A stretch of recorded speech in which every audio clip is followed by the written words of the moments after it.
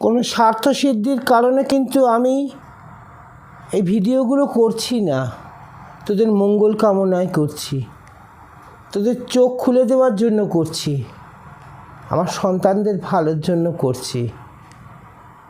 আজকের এই ভিডিওটা তোদের অনেক বড় কিছু জিনিস পাইয়ে দেবার ব্যবস্থা আমি করব। অনেক কিছু জিনিস আমি বলবো, ধৈর্য ধরে শুনবি। এই ভিডিওটা কিন্তু একটু বড় হবে। সামনে কি? গণেশ চতুর্থী, মঙ্গলবার। অত কিছু টাইম তোদের বুঝতে হবে না, তোরা শুধু এই টাইমটা বোঝ। মঙ্গলবার 3টের সময় পড়ছে, বুধবার 2টোয় ছেড়ে যাচ্ছে চতুর্থী। এই টাইমটা মাথায় রাখবি, আর কিছু তোদের মাথায় রাখতে হবে না। কেই সিদ্ধিদাতা গণেশ। পরে গণেশের সম্বন্ধে আমি বলবো, উনি হচ্ছেন বৈদিক দেবতা। গণেশ, পবন, বরুণ, অগ্নি, এনারা বৈদিক দেবতা। বর্তমান যুগ কলিযুগ। বৈদিক দেবতাদের অধিষ্ঠান একদমই নেই। কিন্তু যখন যোগমায়া জ্বলে উঠেছিলেন, প্রজ্বলিত হয়ে গেছিলেন, তার সন্তানের মস্তক ছিন্ন হওয়ার পরে যে হস্তি মস্তক গণেশের মস্তকে দেয়া হয়েছিল, গণেশের যে মস্তক, সেই মস্তক ছিন্ন হয়ে যাওয়ার পরে সেই মস্তককে পুনরায় দেওয়া যেত না। সেই কারণের জন্য মহেশ্বর বললেন যে হস্তি মস্তকেই ওনার দেয়া হবে। পরে এর ব্যাখ্যা আমি দেব। তখন ত্রিদেব একসঙ্গে বলেছিলেন যে সর্বপূজার প্রথমে গণেশের পুজো হবে। কেই গণেশ? সিদ্ধিদাতা। অনেকে জানে, বেশিরভাগ লোকই জানে উনি ব্যবসা সংক্রান্ত ব্যাপারে উনি থাকেন না। তোদের এটা ভুল ধারণা। উনি ব্যবসা সংক্রান্ত নয়, সর্বকাজে সিদ্ধি দেন তিনি হচ্ছেন আমাদের গণাধিপতি। গণাধিপতি মানে পরে বলবো তোদের সমস্ত কথাটা। গণ অধিপতি তিনি হচ্ছেন গণেশ, সর্বসিদ্ধিদাতা। তোরা কি পালন করবি? তোরা কি করবি? কি করলে তোদের মঙ্গল হবে? সম্পূর্ণ বলবো আমি। ধৈর্য ধরে শুনবি পুরো কথাটা। আর তোদের তো কোনো ভাষা নেই, তোরা কমেন্ট করতেও জানিস না, আর কিছুই জানিস না। তোরা মূর্খ। আমি এই কথাটা বলবো, তোরা কমেন্ট কর, তোদের বাবার কাছে জানা তোরা কি চাইছিস। কেন জানাচ্ছিস না? কেন বলছিস না? এই তো কৌশিকী অমাবস্যা গেল, করেছিস? বুঝতে পারবি বাবার কথা শুনলে কি কাজ হয়। বাবা তো কোনো স্বার্থের জন্য বলছে না রে। বলছে না। সেই জন্য বলছি যে এই গণপতির কিভাবে তোরা কি করবি না করবি সমস্ত কিছু। সবার আগে একটা কথা বলে দিই, মন দিয়ে বারবার শুনবি জিনিসটা। জয় জয় সিদ্ধিদাতা বিঘ্ন বিনাশন, দেব গণপতি তুমি গৌরীর নন্দন। 2 দন্তে শোভিছে রাঙা অঙ্গের জ্যোতি, খর্বাকৃতি লম্বদেও স্থূলকায়তি। বাহন মুশিকে চড়ি সৃষ্টি করে জয়, তব নামে তব ধ্যানে কার্য শুভ হয়। বিধি মতে অগ্রে পুজো করি সর্বস্থানে, তব পদে পুষ্পদানি প্রণমী চরণে। মাথায় রাখবি কথাটা। তিনি কে? তিনি সর্বসিদ্ধিদাতা। তাকে ডাকলে সর্বশুভ হয়। তোরাও ডাকবি, তোদের মতো করে ডাকবি। তোরা যেভাবে পারিস, বারবার তোদের বলেছি, তোরা সেইভাবেই ডাকবি। বুঝতে পেরেছিস? যদি কারুর দ্বারা সম্ভব হয় মঙ্গলবার সন্ধ্যায় তাকে আরাধনা করবি। যদি তা না পারিস বুধবার করবি, হ্যাঁ সকালবেলায় করবি। সেই সময়টা আমি বলবো কিছু খাবার দরকার নেই, একটু চা খা, ব্যাস, বিস্কুটও খেতে হবে না, এমন কিছু তো সময় নয়, ওইটুকু সময় পেটটা খালি রাখবি। কি চাই তার পুজোয়, কি চান তিনি, সেটা তো তোদের জানতে হবে। যদি সম্ভব হয় একটু লুচি করে দিবি, একটু সুজি করে দিবি, সুজির মধ্যে কিন্তু একটু কাজু কিশমিশ দিবি, একটু ভালো সুগন্ধ ঘি দিবি, বাবা একটু ঘি পছন্দ করেন, সুগন্ধ ঘি দিবি, দিয়ে বাবাকে লুচি সুজি করে দিবি।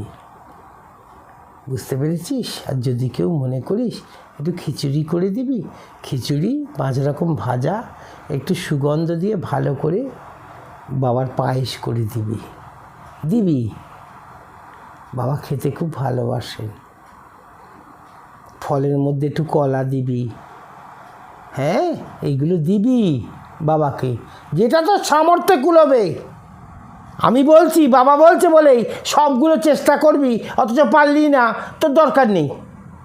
তোর যেটা সামর্থ্যে কুলোবে সেটাই দিবি, তাতেই তোর গণপতি বাপ্পা খুশি হবে। আর একটা জিনিস উনি ভালোবাসেন, ওনাকে একটু লাড্ডু দিবি, ঠিক আছে? বললেন বাবা তোমার ক্ষমতা মতো আমার সামর্থ্যে যা কুলিয়েছে আমি দিলাম, তুমি গ্রহণ করো। বাবা আমার সদাশিব মহাদেবের তো সন্তান, মাতা গৌরীর সন্তান তিনি তোদের সমস্ত জিনিসটাই গ্রহণ করবেন। ওরে তোরা একবার ডাক না, তোদের ঘরেতেই ডাকবি। হ্যাঁ, যেটা সর্বপ্রথম সর্বশেষ গণেশকে যেটা দিতে হয় সেইটাই এবার বলবো তোদের। 7 গাছি দুর্ব ওনার শ্রীচরণে দিতে হবে।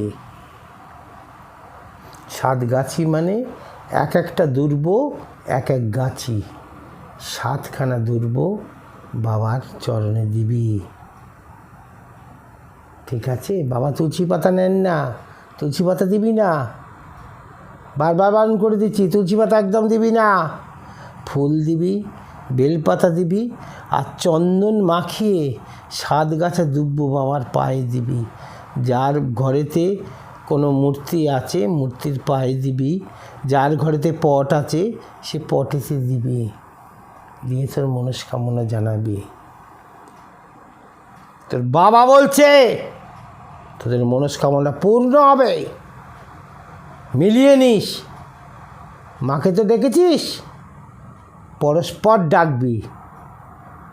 বড় বড় তিথি ঢুকছে, আমি বলবো, তোরা শুনবি, তোরা জানবি, তোরা মানবি, তোদের মনস্কামনা পূর্ণ হবে। কারুর কাছে ছুটে যাবি না,